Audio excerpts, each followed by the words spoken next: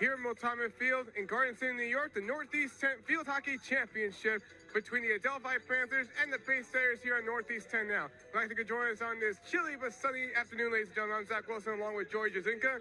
Joey, both of these teams have been riding high, and they're on pace to get their first ever Northeast 10 title. Leads the team with 10 goals, trying to extend it with 11, and she can't! Montiel with a big stop! Keeps it a 1-0 lead for St. Thomas Aquinas, and what a big play to keep this game well within reach for Adelphi. They scored 3 goals that practically sealed the game. Ball's inside the circle, they take a shot, they score! Deliva again! Adelphi is now up 2-0. The draw is Makio. Over to Paraguay. Inside, heading right towards the Zhang, a shot, and a deflection! Bianca Bakisin, her second goal of the season, and the second goal of the game for the Panthers. They take a 2-1 lead. Here they are again, a straight shot, deflected, and Carson's able to stop that. Another great read by the freshman.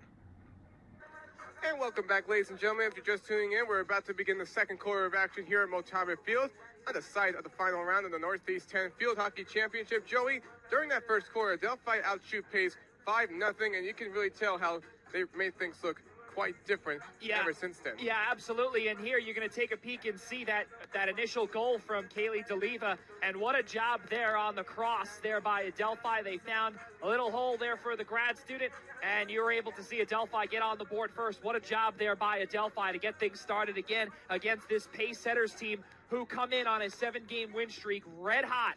And again, what a job here by first-year head coach Jess Mulhern in her first NE10 championship game as head coach of this Panther squad. Yeah, the same goes for this Pace squad as well. This is their first ever Northeast 10 championship game in program history. Mentioned before about how they were the top seed in the 2018 tournament, but they got upset in the semifinals. But you can see how they've come a long way since then, and it's the Adelphi squad trying to ring true as well. Both of these teams finished with 14 wins last year. It was because of how Adelphi was able to defeat their opponents and make it as far as the championship round last year, and defeating Pace during the tournament is why the Panthers got that at-large bid over the Setters. So here we are to begin the second quarter, and Pace is still in pursuit of not only their first goal of the game, but their first shot. But Adelphi's defense has been limiting them so far. And Pace just really needing to figure out how they were able to do well against Adelphi almost 2 weeks ago and try and implore that here, as this is all or nothing. Yeah, but Zach, we brought up also, keep in mind... Well, this is not the shooting circle, but it's going to be falling along the baseline, as that was Patterson that maintains control to keep Adelphi away. But we brought up also about how the defense against St. Thomas Aquinas when we were here on Tuesday, how Adelphi needed to shore up on the defensive side of the ball, because what you got a chance to see with St. Thomas Aquinas, they did get on the board first. They got...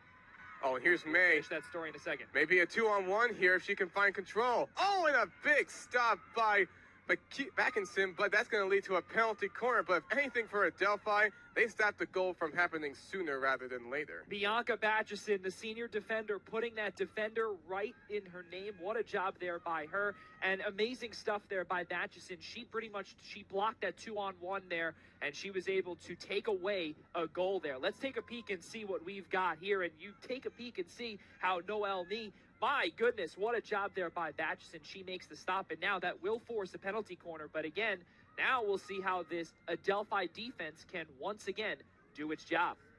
This will be Fava to set it up. To the left. She gets it right back. It's inside and nearly went to the net, but falls left. And no more penalty corners as Adelphi does what they do.